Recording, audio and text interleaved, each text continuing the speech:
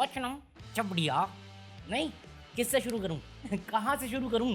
कुणाल कामरा से, मुनव्वर फारूकी से, ये सारे या ध्रुव राठी से सब आ गए। वही सोच रहा हूँ कहाँ से ओपनिंग दूं तुम्हें। चलो तुमसे ही देता हूँ। क्या मचाया भाई कल की वीडियो ने। पैसे वैसे दे रहे हो तुम लोग? अरे मैं हूँ अभी, मेरा डेली का है, इतना नहीं करना होता, पर जिन्होंने भी दिया उनके लिए शुक्रिया अदा। तो किससे शुरू करें? हाँ, ध्रुव राठी भाई साहब आ गए हैं। ध्रुव राठी आए हैं कामरा के सपोर्ट में कि ये स्टैंड अप के अगेंस्ट है, परिवार पे मत जाओ, परिवारवाद पे जाओ। अरे चिल्ड्रन कुछ भी देखो, जो वो बोल रहा बात सही है कि हम लोग स्टैंड अप कॉमेडी के लिए तैयार ही नहीं है। और सुप्रीम कोर्ट भी आके बोला कि अरे सटारा चलता है देश के भला के। अरे देश के भले के लिए तो फिर क्यों स्टैंड अप कॉमेडियन पिट रहे हैं? क्यों नहीं दे पा रही पुलिस प्रोटेक्शन? पुलिस का काम, तुम बोल रहे फ्रीडम ऑफ एक्सप्रेशन पुलिस को करना पड़ेगा। अरे एक नेता कॉल मारेगा फिर मैं जेल के अंदर। वो कौन सा था जो मुनव्वर फारूकी के साथ अरेस्ट हुआ था, जिसका एग्जांपल ध्रुव राठी भी ले रहा था? कौन सी पुलिस प्रोटेक्शन मिल रही है? पॉइंट इज 2014 से पहले एक अलग भारत था, 2014 के बाद एक अलग भारत है, जहां पे अब तुम परिवारवाद की बात करते हो और परिवार की बात करते हो। सोनिया गांधी, राहुल गांधी दोनों पॉलिटिकल फिगर है। कितने माँ बेटे पे जोक मारे हुए हमने। ये परिवार नहीं था, ये भी तो परिवार था, परिवारवाद के साथ परिवार था। अभी ये ओम बिरला जो राहुल गांधी का कांड हुआ वो क्या था? ओम बिरला क्यों नहीं होता उस पर क्वेश्चन? स्पीकर है वो, और उसका स्पीकर छोड़ो, दिल्ली का स्पीकर कहता भाई साहब दिल्ली में जो क्राइम रेट बढ़ रहा है हम इसके बारे में बात नहीं कर सकते क्योंकि इसकी पावर होम मिनिस्ट्री के पास है। मैं कहता हूं सेंस बना रहा है तेरे को खुद सेंस बनना जो तूने बोला एकदम बलंडर हो गया। और वहां पे तुम्हें मालूम है मेरठ और संभल में क्या हुआ है, जहां पे बोल दिया कि नमाज नहीं पढ़ोगे तुम रोड पे, नमाज नहीं पढ़ोगे। ए वीआईपी गाड़ी आ रही है, आन दो, जगह दो। ए कावड़ यात्रा करनी है, जगह दो। ए भंडारा करवाना है, जगह बोलो। क्या नमाज पढ़नी है? चल कोई जगह नहीं है, घर में पढ़, छत पे भी नहीं, घर के अंदर दिखना नीचे मेरे को, रोल लेके आया हूं मैं। हमारे यहाँ ऐसा ही होता है। पॉइंट अगेन वही आ जाता है ना कि ध्रुव राठी एक तो जर्मनी में, दूसरा वो हिंदू, वो बोलेगा उसको कुछ नहीं होने का। अभी तुम सोचो कुणाल वाले कामरा वाले कंट्रोवर्सी में मुनव्वर फारूकी होता तो वो होता नहीं जेल में? होता कि नहीं होता? तुम दिल पे हाथ रख के बताओ, होता ना? अभी मेरे को फिर लग रहा है फिर जाएगा जेल। क्यों? अरे अभी वो अपना आज कुछ हुआ था ना, वो विदा जन्नत विदा जो भी होता है, अरे आखिरी नमाज जो होती है, तो उसके बाद उसने कुछ बंटवारा किया गिफ्ट विफ्ट का, जो दान पुण्य का काम होता है। उसके बाद वो कुछ बात कर रहा था मीडिया से, उसमें उसने ताने मार दिए यूपी को, छोटा फेंटा को ताने मार रहा है ओपनली। और मुंबई पुलिस का भी बहुत बहुत शुक्रिया जो हमें रास्ते पे नमाज पढ़ने भी देती है, चैरिटी करने भी देती है और हर तरह की फैसिलिटीज प्रोवाइड करती है। तो Mumbai police thank you so much कि हम आपके आसपास होने के बावजूद हम लोग ये सारी चीजें अच्छे से कर पाते हैं। भाई मत कर भाई मत कर। वो तू, तेरा नाम कुणाल कामरा नहीं है, तू जर्मनी में नहीं है, तू मुंबई में ही है। और साले तू इंदौर गया था, एक बंदे का करियर तबाह करके बैठ गया। तू क्या बोल रहा है? तू मत बोल, फंसेगा। साले मैं अपने लिए जितना सोचता हूँ उतना ही इसके लिए भी सोच रहा हूँ। मैं तो फिर भी बचने के चांस है। जय श्री राम। तू कैसे बचेगा? बात तो सही है। मेरी प्रॉब्लम ये है ध्रुव राठी से कि तुम कैसे डिसाइड कर रहे हो। यहाँ पे अगर तुम राइट टू जोक की बात कर रहे हो तो फ्रीडम ऑफ स्पीच की बात कर रहे हो। अभी समय रहना और रणवीर अलाहाबादिया पे आपका अलग टेक आ रहा है, इस पे आपका अलग टेक आ रहा है, क्योंकि ये पॉलिटिकल कॉमेडी है जो आपको पसंद है। उस टाइप की कॉमेडी में आप मोरल ज्ञान पे आ जाते हो, तो वो हिपोक्रेसी होती है। अगर यही बात है, अगर आप फ्रीडम ऑफ स्पीच पे बात करते हो, तो भैया कुणाल कामरा के पास भी हक था, रणवीर अलाहाबादिया के पास भी हक था। उसने किसी और के पेरेंट्स नहीं, अपने पेरेंट्स की हाइपोथेटिकल सिचुएशन बात करी थी। अभी आज के दिन एक और कॉमेडियन है, स्वाति करके बंदी है, ये पता नहीं इसका पूरा स्टैंड अप करियर सिर्फ इसकी सेक्सुअलिटी पे है, क्योंकि ये बाइसेक्सुअल है। इसने कोई जोक मार दिया वाइब्रेटर को लेके। वाइब्रेटर जोक पे एक क्लिपिंग है जहां पे माँ बेटी बारे में बात कर रही है, उस पे लोग ऑफेंड हो गए। ऑफेंड आज पूरे दिन से यही चल रहा है कुछ लोगों द्वारा कि देखो रणवीर अलाहाबादिया था, समय रैना था, तब तो बड़ा आउटरेज था, अब कहाँ गया आउटरेज? मैं कहा एक मिनट, तुम्हें प्रॉब्लम किससे है? आउटरेज से है या जोक से है या स्टैंड अप कॉमेडी से है या कॉमेडी से है? भाई हर चीज तुम्हारे टाइप की कॉमेडी नहीं हो सकती। कितना मुश्किल है समझना। फॉर एग्जाम्पल अगर ध्रुव राठी कुछ बोल रहा है, मैं उससे डिसएग्री कर सकता हूँ, मेरी चॉइस है, मैं अपना पॉइंट रख सकता हूँ, मेरी चॉइस है। वैसे ही तुम्हारी चॉइस है कि तुम्हें कुछ अच्छा लगेगा, कुछ बुरा लगेगा, और अच्छे लगने के पीछे भी 10 रीजन होंगे, बुरा लगने के पीछे भी 10 रीजन होंगे। बट वही है ना कि डर आ जाता है उसमें। अब तुम क्या कर रहे हो? अब वापस तुम सेलेक्टिव दे रहे हो फ्रीडम ऑफ स्पीच, कि तुम्हारे पास फ्रीडम ऑफ स्पीच तो है, बोलने की आजादी है, बट बोलना तुम्हें एक लिमिट में पड़ेगा जो हम बताएंगे कितनी है। ये कोई सेंस थोड़ी बन रहा है यार। ये बेफालतू का मुद्दा था, है और रहेगा। स्टैंड अप कॉमेडी है, उसमें आप कुछ भी करो, चाहे आप पॉलिटिकल सटायर करो या अपना पर्सनल लेवल पे करो, कुछ भी टॉपिक उठा लो, ऑफेंड होंगे लोग, होंगे। अब देखना यही है कि आप कितना सपोर्ट करते हो। तो वही खतरे में तो तुम किसको सपोर्ट करते हो, क्यों करते हो कि उनके पास आजादी है, वो कुछ भी बोले। अभी आज का दिन, मैंने कल तुम्हें बताया था लास्ट में, योगी आदित्यनाथ आया, उसने बोल दिया कि आगरा छत्रपति शिवाजी महाराज के नाम से जाना जाएगा, जबकि तुम्हें मालूम है आगरा क्यों जाना जाता है? योगी जी की वजह से। यार क्या सोच रहे इतना, अपन टेंशन लेते ही नहीं। अभी चिराग पासवान आया, उससे हिंदू मुस्लिम के ऊपर पूछा गया, उसने बड़े अच्छे से बोला कि वो उनका व्यक्तित्व मामला है, अपना फेथ है।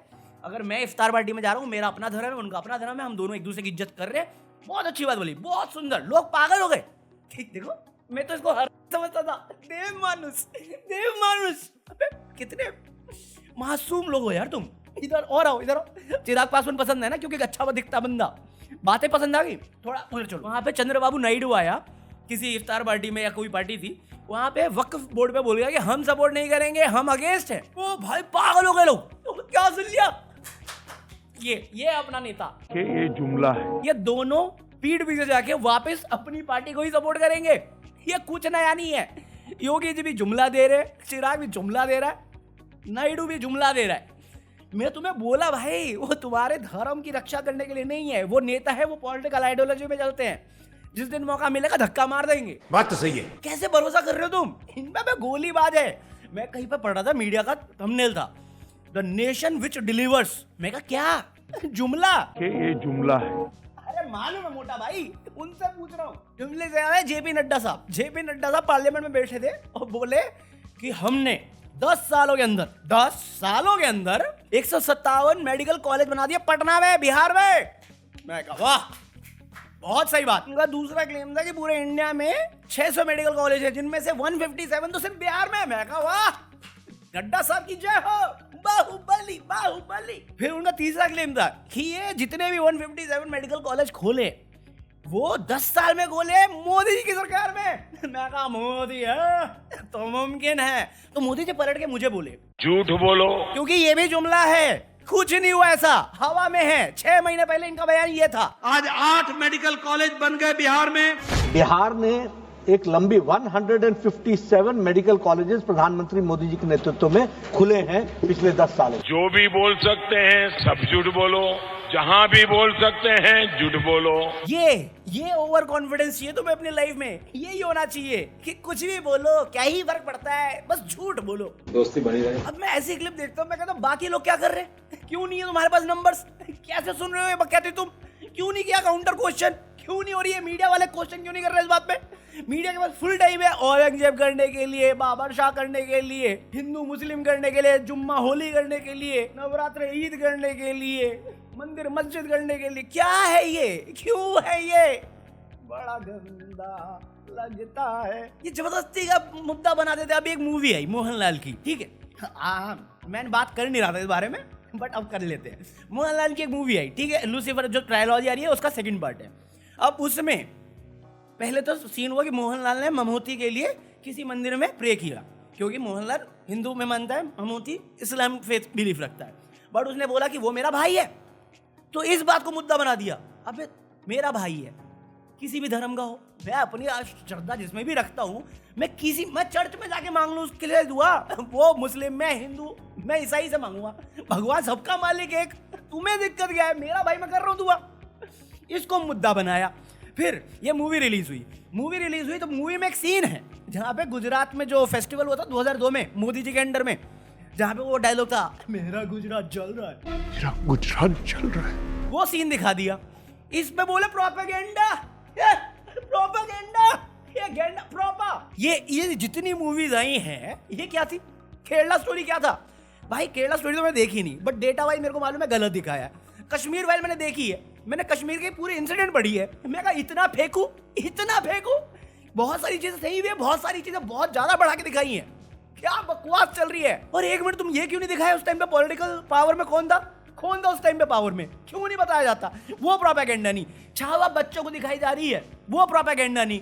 छावा मूवी में फैक्चुअल इंफॉर्मेशन नहीं है, मिस इन्फॉर्मेशन दी जा रही है और उसको बायोपिक समझ रखी है।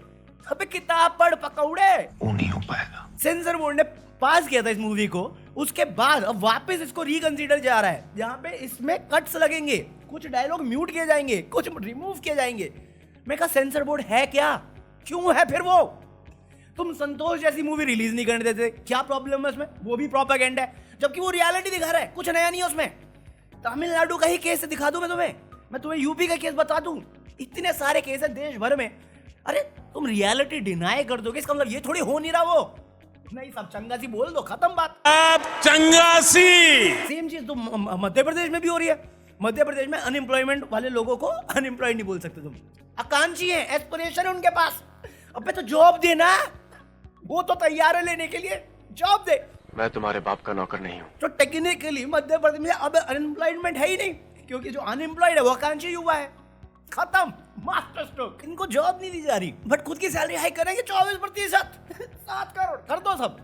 अबे खुद की 24% बढ़ाई, जॉब नहीं दे रहे दूसरों को। और खुद के गवर्नमेंट एम्प्लॉयज की बात आई, डीए 2% बढ़ाई है इन्होंने, कुछ ऐसा रिपोर्ट आया है। इंदौर में सरकारी हॉस्पिटल से प्राइवेट हॉस्पिटल जाने पर कमीशन मार रहे हैं, कमीशन ले रहे हैं। भाई साहब एक और रिपोर्ट है इधर मध्य प्रदेश की, जहां पे किसी तालाब का 25% हिस्सा गायब कर दिया। मतलब ये इमेज है, तो जो पीली रेखा दिख रही है ना तुम्हें, ये एक्चुअल थी, इतनी बड़ी नदी थी, ये 1995 में थी, जो येलो लाइन है। और फिर जो ब्लू लाइन है वो 2025 में 25% एरिया गायब तालाब का। कहाँ गया? नेताओं के पास है, अधिकारी, सरकारी अधिकारी के पास है। वह मध्य प्रदेश, शाबाश शाबाश। कौन है? मोहन यादव भी है ना मध्य प्रदेश में।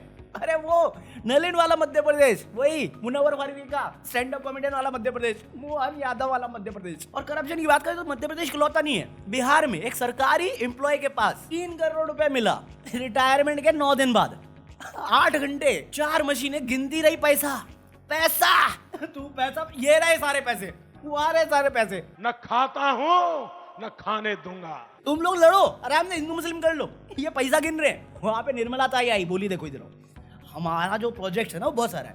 वो अलग बात है, मैं तुम्हारे व्हाट्सएप और ये गूगल मैप्स और ये इंस्टाग्राम डीएम सब पढ़ के करोड़ों रुपए वसूल रही हूँ, है तुम पे डायरेक्ट इनडायरेक्ट करोड़ों रुपए वसूल रही हूँ, बट फिर भी पैसे कम बढ़ रहे हैं। तो हम अब लोन लेंगे, हमें लोन लेने की जरूरत है। क्यों? सैलरी हाइक करी ना, देनी भी तो पड़ेगी। खुद को 24%, बाकी को 2%। तो खबर आई है, निर्मला ताई ने कहा है 6 महीने में 8 लाख करोड़ का कर्जा लेगी। मैं कहा क्यों लेंगे, क्यों चाहिए? मेरे को जेन्युइन सवाल है, क्यों चाहिए? पहले तो मेरे को डेटा बताओ, आप हर साल इतना टैक्स कलेक्ट कर रहे हो, कहाँ जा रहा है? इस नेता के पास इतने पैसे कैसे? मध्य प्रदेश में इतना करप्शन कैसे है? कहाँ जा रहा है ये पैसा? सारा पैसा अंबानी अदानी को देके तुम लोन पे लोन लिए जा रहे हो। वहां पे दिल्ली के नेता कहते हैं हम भी लोन लेंगे। अरे तो कर क्या रहे हो तुम? सर्विस तुम दे नहीं पा रहे।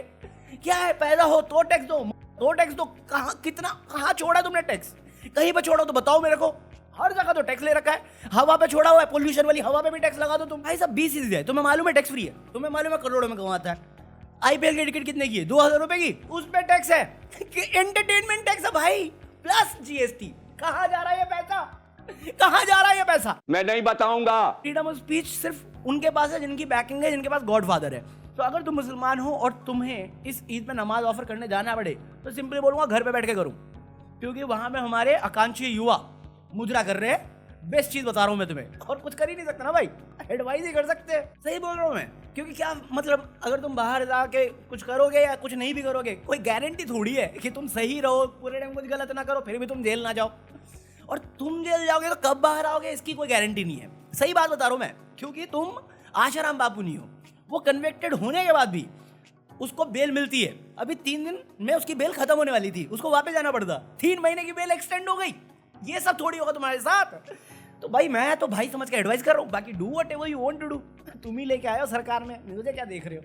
मुझे भी देख लो, मैं भी तो दिल्ली में बीजेपी ला के तड़प रहा हूँ। मैं नहीं लाया, मैंने अलग कोई वोट किया था। चलो लाइक कर देना, पीस आउट।